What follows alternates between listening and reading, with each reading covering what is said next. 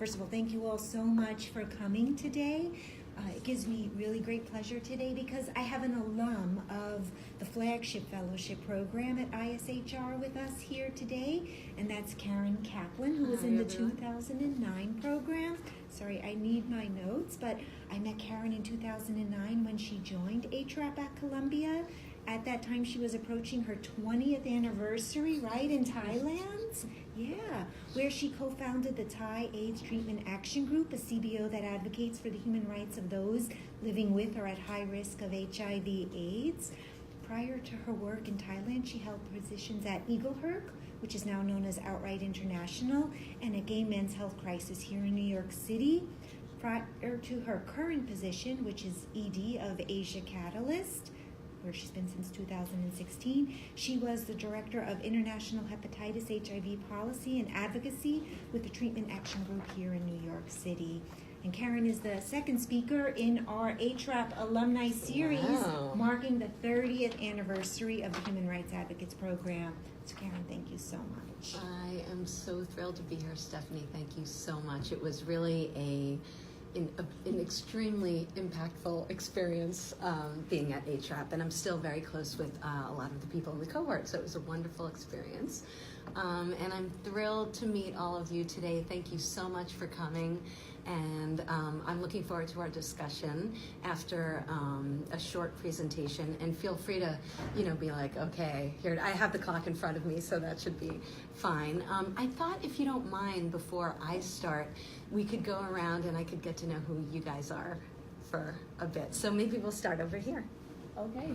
Hi, my name is Yan. I'm a second year at SIPA. Well, my concentration is human rights and humanitarian policy, and specializing in gender policy and conflict resolution. Excellent. Thank you. Hi, my name is Dorothy Lutz. I am a first year, second semester. I'm concentrating in economic development. We chatted a bit. I'm interested in education, workforce development. I've worked on projects across the world, and I guess something that I found interesting is the nexus between reproductive rights and education. So. Thank you. Hi, my name is Josephina, and I'm in the Global Thought MA program. Excellent. Miss V. Hi, I'm Karyn. I'm a second year Master of International Affairs student. I'm concentrated in economic and political development and specializing in United Nations studies. Hi, I'm Marshall. I'm a second year advanced social policy student. I'm from China, and I'm really interested in your work, and your reports published on your website are all really awesome, and look forward to your speech and presentation. I'm so glad. Thank you. Thank you so much. And I can't take credit for most of it because I only arrived, as Stephanie said, in 2016. And I thought I would start with just a little bit more background on how I came to all of this, because I am a Caucasian girl from New Jersey. And you might be wondering what I was doing in Thailand for 20 years. I ended up there in 1988 after college. I was a French and English literature major, and I was hoping to learn about development work by going to volunteer. And because I spoke French, I was trying to go to West Africa. I didn't speak the local language, but I thought, okay, I can go somewhere where there's some significant development work going on. And they had nothing for me because I knew nothing about water resource development or agricultural engineering. Anyway, long story short, I ended up in northern Thailand in Chiang Mai through the YMCA of Metropolitan Washington, which at that time would give you a one-way ticket, and I could live at the YMCA and eat there, and then I could be a volunteer teacher and get involved in community. Did you stay at the YMCA in Chiang Mai? Yes. I've been there. And I've been there, in Santitam neighborhood. Yeah, that's so cool. Yeah, that's place. Still there. Yeah. Oh, I love that you went there.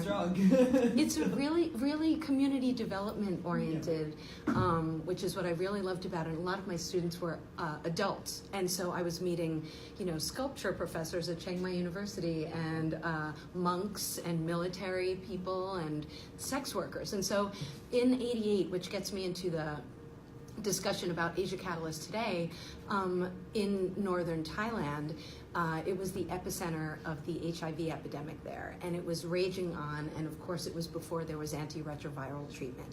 So because it was such a small city, I got involved with this Empower sex worker rights group that some of you may have heard of, because since then they've become very global and important in sex work as labor and migration issues. So I was very involved in the intersections that are so critical around HIV, especially for marginalized populations. You know, how poverty and gender inequality and criminalization, for example, of people who use drugs and of sex workers and LGBT people come together in a confluence that makes people extremely vulnerable in hostile environments to HIV. So over the past 30 years, I've worked in an HIV and eventually human rights context.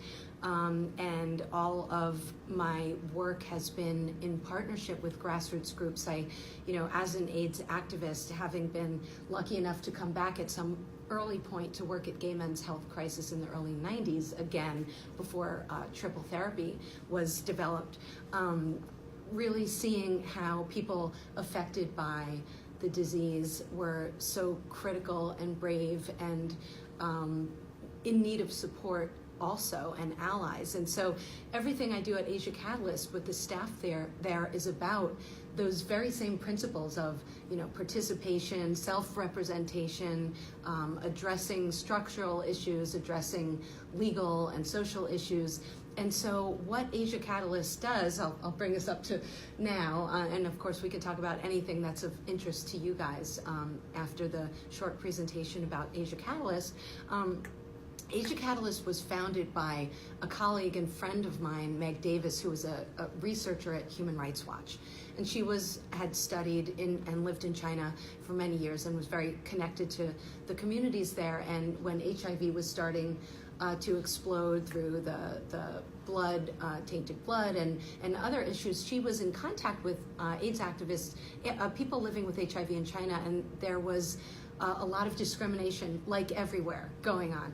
And so she, in 2006, helped to start with her colleagues in China the first legal aid clinic, and then started doing reports based on some of the documentation and cases that were happening, around treatment for children with HIV, around providing recommendations from other places in the world where they had blood donation problems to the Chinese government, and starting this organization that has kind of grown into our model of working alongside and supporting grassroots activists to be leaders, advocating for their rights in mainly a right to health in HIV context originally, but we've kind of evolved out of that.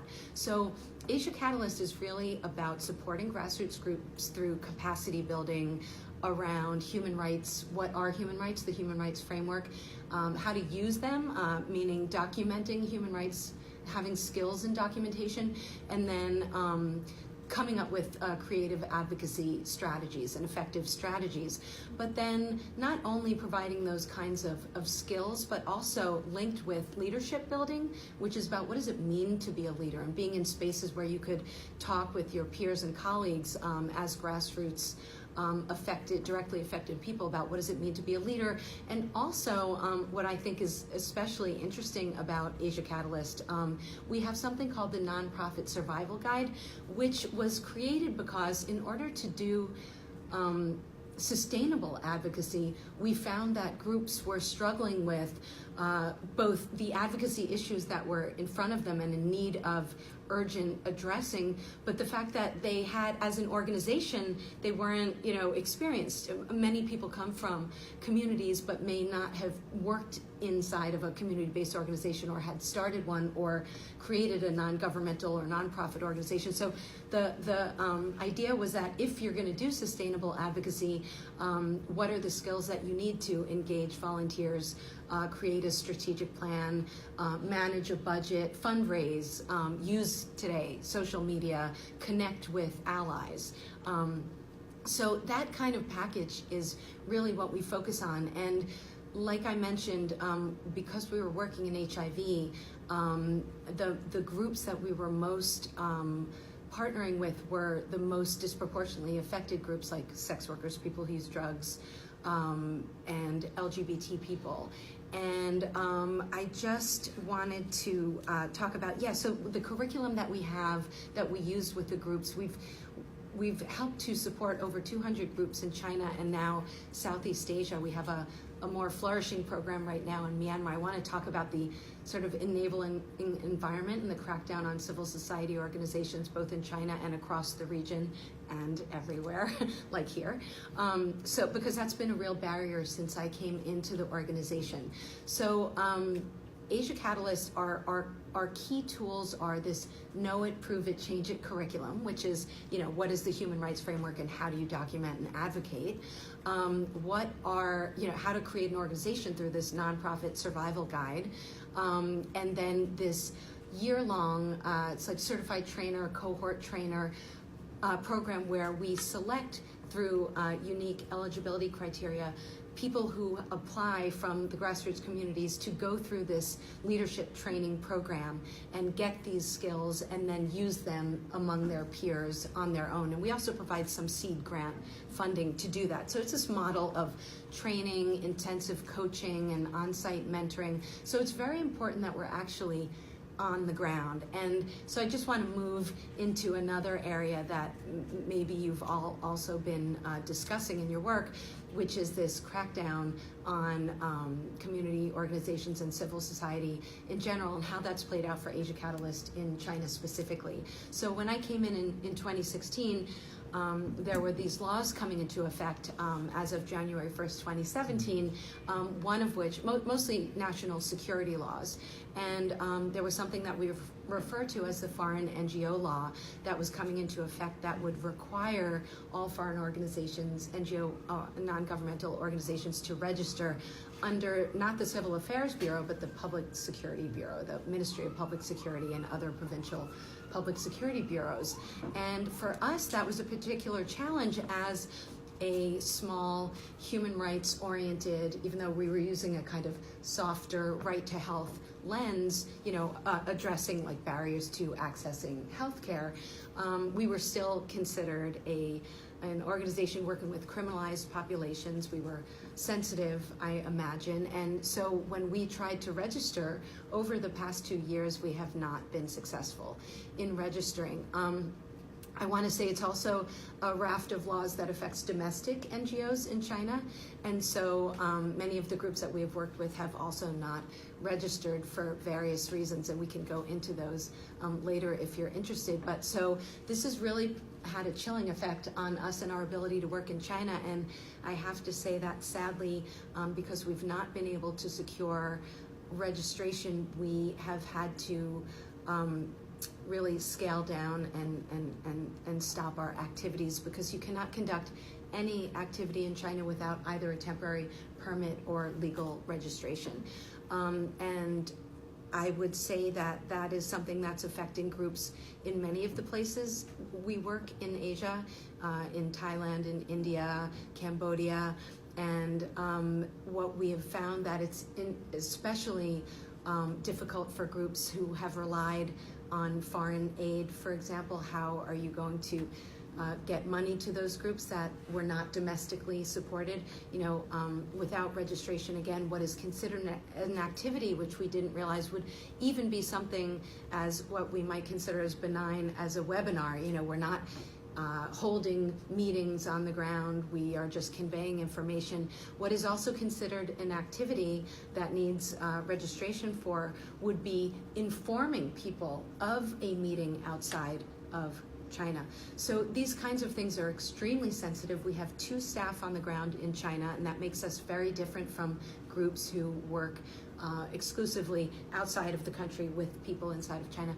So, like I said, we have mainly worked in China and are very, very close with many of the advocates working in the HIV and also disability rights and gender and sexual and reproductive health rights areas, and have been struggling with how are we going to maintain our global advocacy community, because there's so much synergy that goes on between how are different communities under these kinds of restrictions, whether you're in the US or China, Thailand or Cambodia, sharing lessons about how you struggle to survive, to continue improving the lives, of the peers and communities that you're working with. And things are only getting worse because, when you think about LGBT rights, there are backlashes going on. One of the big programs that we work on over the past couple of years has been this transgender leadership program, because in the 10 years that civil society groups in China were thriving and growing, one of the LGBT area was a huge one, except that transgender, like everywhere, has always been treated as a sort of afterthought, and many of the groups were started by gay men and other men who have sex with men, especially in the HIV context. It was critical to come out and address the issues, but now that there's been an opening space, transgender people have also come to the forefront and said our issues are not exactly the same, obviously, as issues related to sexual orientation. So gender identity, we've been working on the same kinds of leadership building and holding consultations with transgender people across China to work with them to understand priorities, identify advocacy issues, both at the family and community and social level, all the way through to legal things. But since the laws have come into effect, we first moved to hold these activities in Thailand, which was approved and okay, but now that is no longer possible. So the good thing is that in China there have been a burgeoning of transgender groups as well, and there's thriving civil society groups. It's just that we are in the process of figuring out how we're going to continue to work together. One of the ways that we did build coalitions is through something apart from our cohort trainings of grassroots leaders, is this action assembly where let's say we were supporting 6 different groups working on LGBT sex work or HIV positive women's issues. At the end of that year-long intensive training with each of those groups, they would get sub-grants to do advocacy campaigns and document rights violations in their communities. They would come together and share their experiences in doing advocacy and cross-fertilize and form coalitions and do advocacy at a more regional level. And we did the same thing also in Southeast Asia through a regional rights training program, which has now morphed into a Myanmar-specific country program where we use the same model. So I know I've kind of been all over the place with the kinds of issues we work on, and I guess I would want to open it up to see, what thematic issues or issues about organizing in this kind of environment are interesting to you, or maybe sharing your own experiences in the rights and health or educational and sexual reproductive health rights. And I'm happy to answer questions. So thank you so much for listening to some of the work of Asia Catalyst. I always wanted to say this at SIPA. Since I'm the facilitator, I get to ask the first question. Sorry. And I didn't give some basic I felt information. So good. Yeah, Sorry. please go ahead. No. Karyn, thank you so much. You're welcome. Asia Catalyst, do you know how Asia Catalyst has been able to gain the trust of people that you are an organization that they can work with and not be afraid? Yes. Yeah. Thank you for that question. For me, I think everything is about trusting relationships and networking. And because we have had staff on the ground who, remember I had mentioned this case where Asia Catalyst had worked with the China AIDS Orchid Project, I think, to start the first legal aid clinic about a decade ago. Another one of the things that they did was to help set up that center, the Korokata AIDS Legal Center, and a staff person from that organization came to work at Asia Catalyst. So she's been there for many years, working with one other person who develops our curriculum and does the trainings, and having those 2 staff on the ground and available literally night and day and working over many years.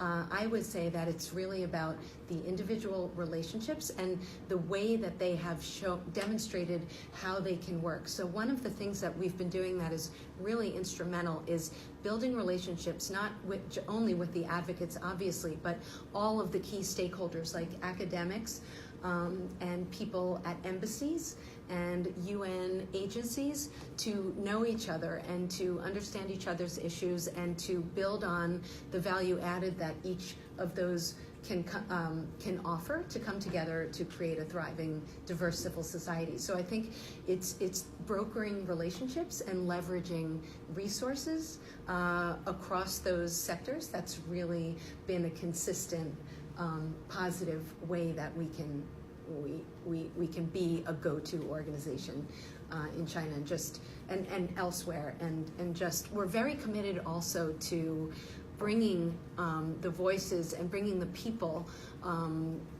behind those voices. Some of this jargon, I'm sorry, I don't mean to use that kind of jargon, bringing people to conferences, like for example in 2000 and I'm trying to remember the year, in 2009, I think we brought the first Chinese delegation of AIDS activists to a World AIDS Conference. And so the Women's National AIDS Coalition in China, the Women's Network of women living with HIV in China, has been a constant partner and has gone through our cohort training and has gone on to do really extraordinary things. And now they have their own thriving, growing network. And there are many stories of groups like that who kind of came through the boot camp of Asia Catalysts that are now doing the same thing for their own peers. That's wonderful. Thank you. Please. Thanks. Well, first, thanks for speaking with us. So, since your work mostly in China, and I'm from China, I know that the in general NGOs environment in China is not that like friendly. So I wonder from your work, your perspective, what do you think will be the future of China's environment, the political environment? Will it be more open to international NGOs, or do you think there will be more strict policy in the future? I think that's the million-dollar question, and I've been in a number of different settings over the past couple of years where all kinds of people have been talking about this, bless you. And I think that obviously things are going to change. For example, for us, it's already changed. For the first 10 years that we were working in China, there was a kind of legal gray zone that we were able to operate in effectively. We still had to, respond to questions about what we were doing, as do our partners, and security is probably our number one consideration before we make any decision about how we work. And so we consult with a lawyer we have on retainer. We just talk with our, public security bureaus in the places where we're working. And of course, we rely most of all on our partners and what they're thinking. And how they're making these assessments. And I think this is where the network is really going to continue to be essential. We cannot, imagine any one, country or group or community being shut off. Our world has become so globalized, and I don't think that we're not going to be able to talk to each other, no matter what anyone does to us, whether we're in the US or China or anywhere, because activists, the internet has been such an instrumental, in spite of censorship. We've seen how social media and the internet has radically improved. There are both positives and negatives, but from a, social justice and human rights perspective, it's been so instrumental. So I'm hoping that, the creativity and the ability of activists to kind of roll with the punches and use their networks to solve these problems will be something that we may not see in the short term as a good thing, but over time, I don't think anything is static. Living in Thailand, we went through, I don't know how many coups, military coups, and even in spite of the military coup, we were still able to achieve extraordinary achievements like compulsory licensing for AIDS drugs so Thailand could provide universal access to free medication because the Minister of Health there was so progressive and was able to get it through. So I think, at first it may sound horrifying, and it is horrifying on some levels, the idea that, groups that are fighting for their lives, essentially are going to have to change the way that they do things. But I've already seen many of the groups on the ground, through their resilient and creative approaches, been able to get around some of the constraints. So I hope that we can continue communicating and creating spaces where not just with US, China, but all of these activists in countries around the world are able to continue to talk to each other about what we can do to ensure we share experiences. Thanks. Dorothy? Yes. My question was pretty similar to that. I'm just gonna marinate on your answer a little bit. So. Marshall. There are a bunch of like this kind of a social organization incubators where this kind of a capacity training organizations in China already. So compared to Asia Catalyst, what do you see the difference, and do you have like different approach or methodology of providing a capacity training? Yeah, I think it's a really evolving thing. And for me, just for me personally, I think anything that's on the ground, happening on the ground in the local context by the people directly affected, you know, that's going to be the most important and sustainable and relevant. However, you know, Asia Catalyst does have people on the ground. And I think because we're a little bit unique in that we're also a US-based 501c3, and we have been connected globally for the past 12 years to, you know, other regional mechanisms and UN mechanisms, that there's just going to be a constant back and forth. You know, someone might have never gone through a universal periodic review submission process, and we're able to provide information or links to how they might plug into that. Or we can let them know about regional mechanisms that they might not have utilized for LGBT, you know, rights issues or SOGI issues that are new and that they could be potentially involved in. They might not know about funding sources that we have more immediate access to and can make introductions. I think, you know, and in the same way, we can be in touch so that we can learn about, you know, because so many of the issues that we work on, whether it's like forced sterilization of HIV positive women, or, you know, conversion therapy issues, or access to hormones, or criminalization of people who use drugs, or police interference and sex workers carrying condoms, like whatever those issues are, they're pretty much universal. They're happening in dozens and dozens of countries, both where we work and where our colleagues in other regions work. And I think sharing, for example, I talked to you about Know It, Prove It, Change It, our rights curriculum for grassroots groups.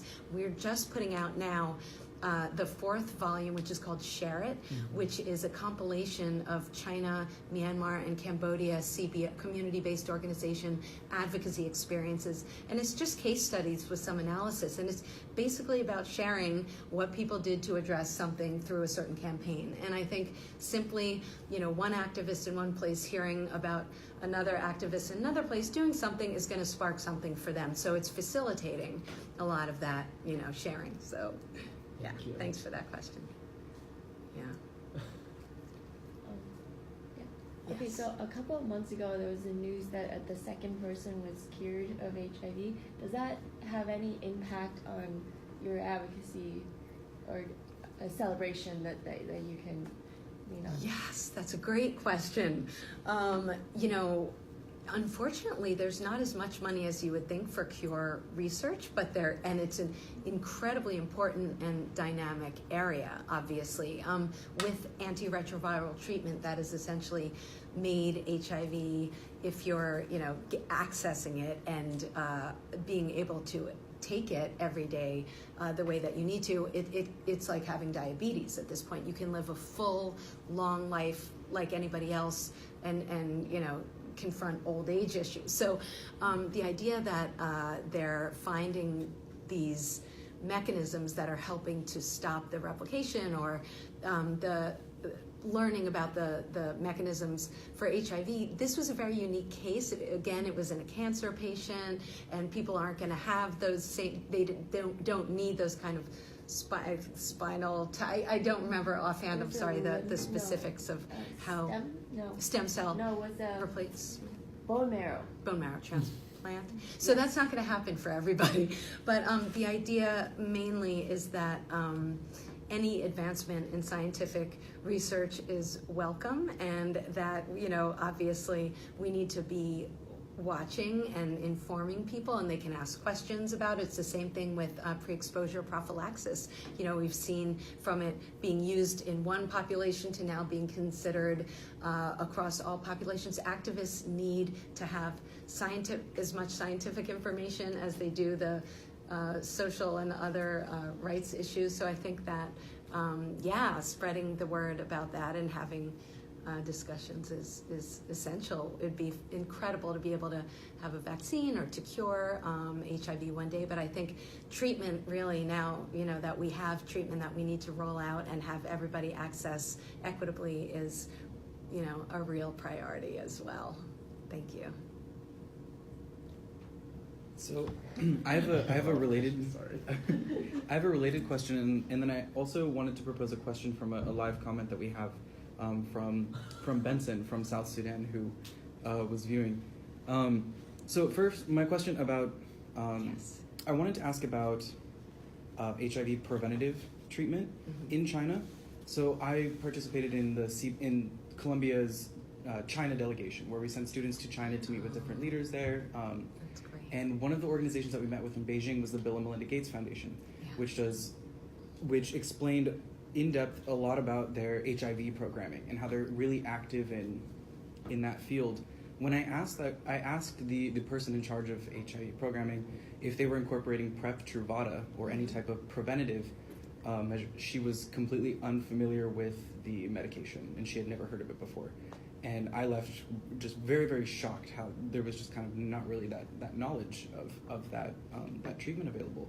I wanted to ask, from your perspective, if you know that treatment is being used in China particularly, but also just she spoke about how China was opening up different kind of more discrete spaces for LGBT people to go and receive testing and treatment, because Yeah, it's just incredible the kind of backlash around pre-exposure prophylaxis treatment that there's been.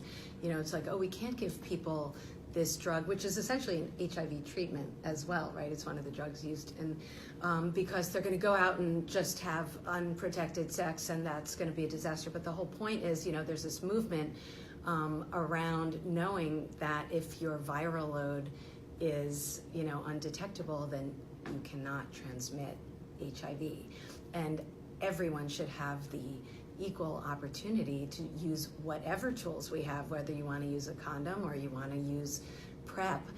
We need to make it accessible. There are pricing issues that are very different than the way that the drug makers are marketing and selling that drug for prevention as opposed to treatment. So that may have been one of the reasons, and people don't want to address the intellectual property and drug pricing issues that go along with that. But I think we're at unfortunately, it's been really slow to roll out. First of all, communities themselves are not getting the information that they need about PrEP, what it is, how you use it, what are the considerations you would want to go out in your community to talk about and inform the policymakers about and design some programming. Also for women, also for sex workers. Every single group that is vulnerable to HIV should be talking about PrEP. And there is this, I think a lot of it is around the access barriers, the pricing access, and the way that they're Gilead is marketing Truvada.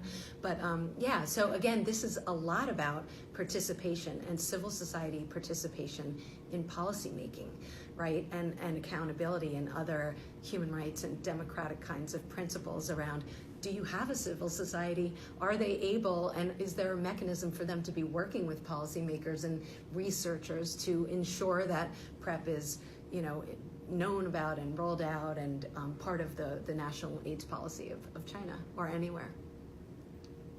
And again, on this kind of theme of not particularly preventative approaches, but I wanted to ask a question about how your organization targets youth. There's been the ECOSOC Youth Forum is coming up next week, and a lot of Columbia students are participating. And Benson's organization, the Community Empowerment for Rehabilitation and Development, specifically focuses on youth in their kind of development approach. In what ways do youth play a role in the preventative, but also other parts of your work? Yeah, we work with any group that would approach us for the trainings that we offer and the other kinds of things that we offer. So we have, in fact, worked with youth in China, in Myanmar, and other places. And really it's about the groups themselves identifying their own priorities. So we're more of the helping lead through a process of what that looks like, and linking the issues to human rights standards, and then designing, say, an advocacy plan, whether it's going to be a locally focused one or a nationally focused ones. But it's the groups themselves that choose the issues. So we don't impose, what the issue du jour is. We're more about the skills and tools and opportunities to, use them. But yeah, there are many youth issues, so depending on the ones that you're particularly interested, we may or may not have worked with people on. But mostly we work on access to access to healthcare, non-discriminatory healthcare. So I'm thinking about, one interesting thing, it's not exactly youth specific, but the issue about access to gender affirming services and hormones and surgeries.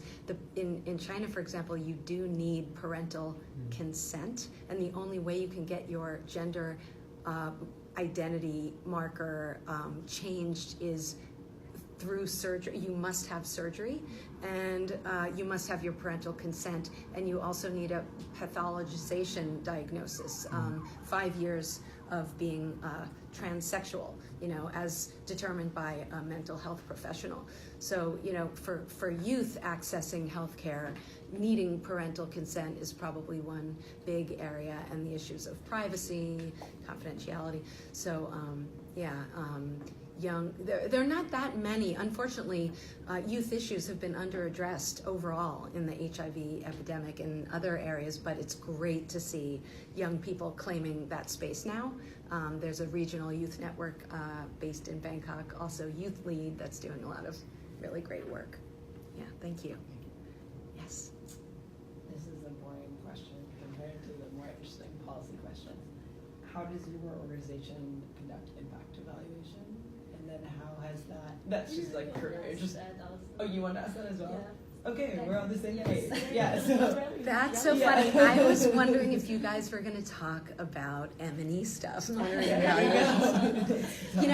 I just want to start this off by saying that, the Commission on the Status of Women meetings were happening recently, and I was privileged enough to attend a side meeting at the Wellspring Philanthropy Fund that Urgent Action Fund, a fabulous feminist organization, was presenting, and they were talking about M&E, and they were rejecting they were going through a process of rejecting some of the, linear patriarchal log frame style models of things. And, so anyway, it sparked our interest because we also went through a theory of change process. Of course, donors are very interested in impact.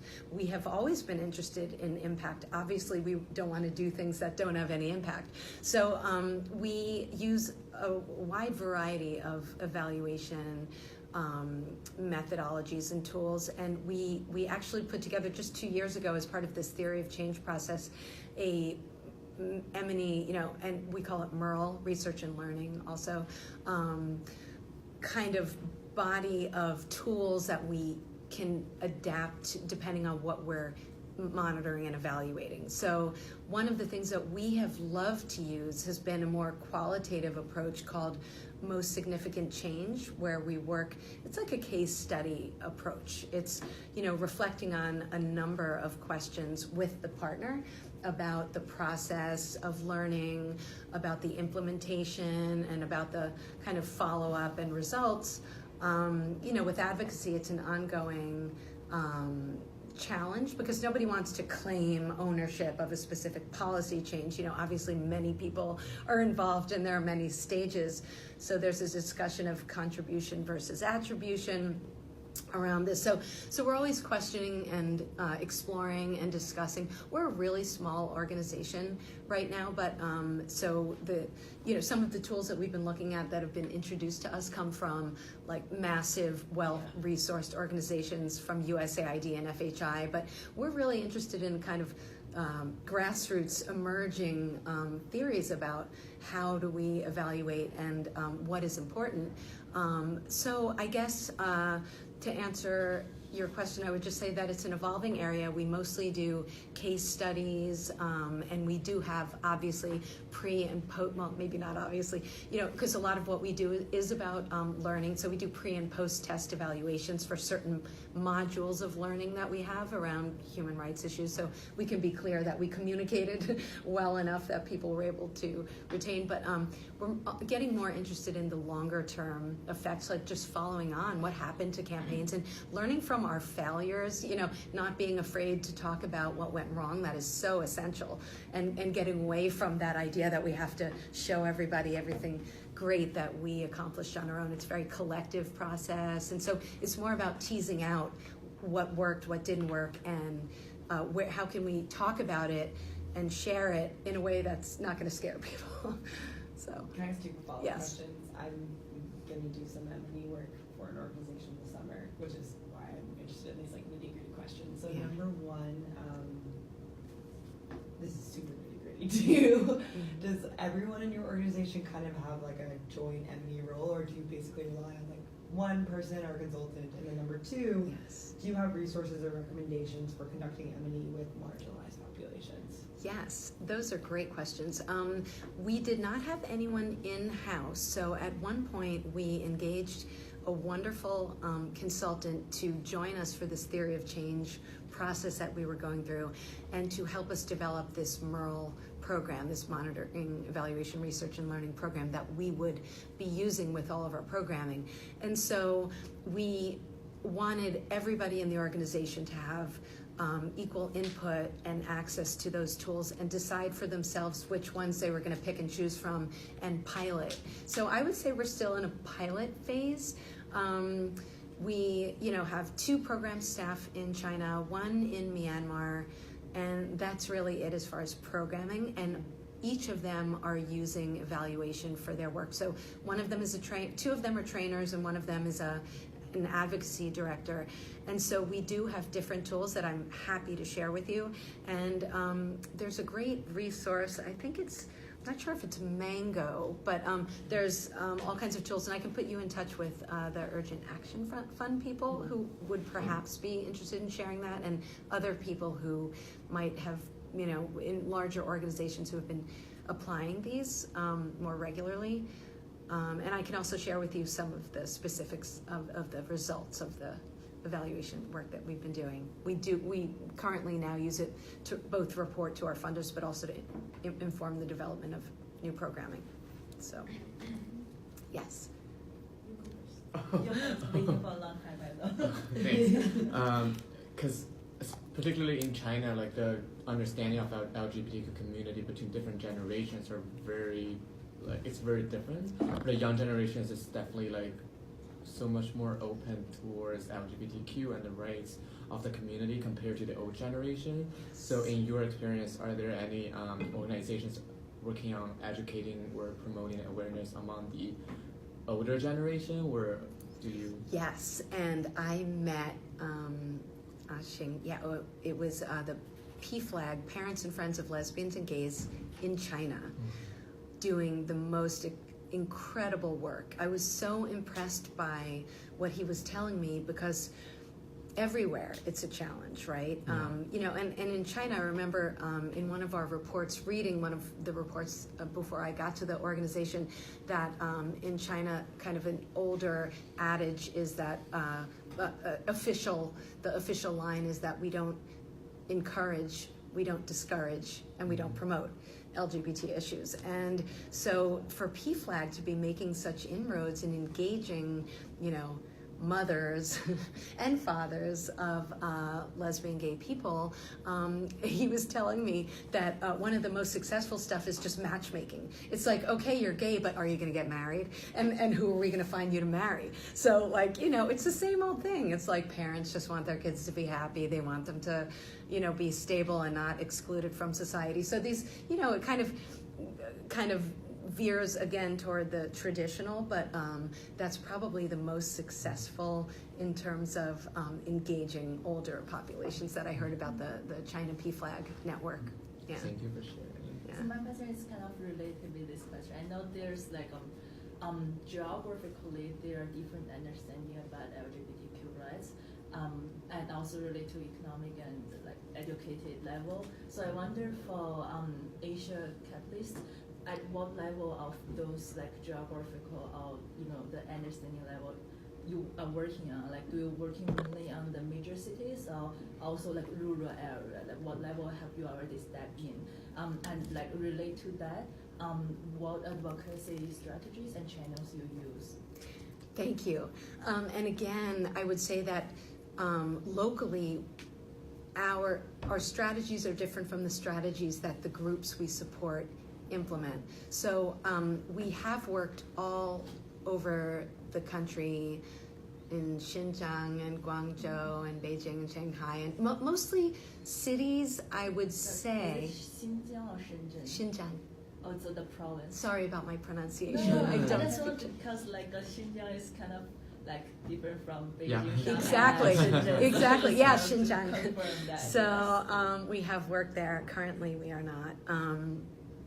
So the leaders that we have mainly worked with maybe have emerged in mostly cities, I would say, but their scope of reach is probably beyond, and outside of the cities.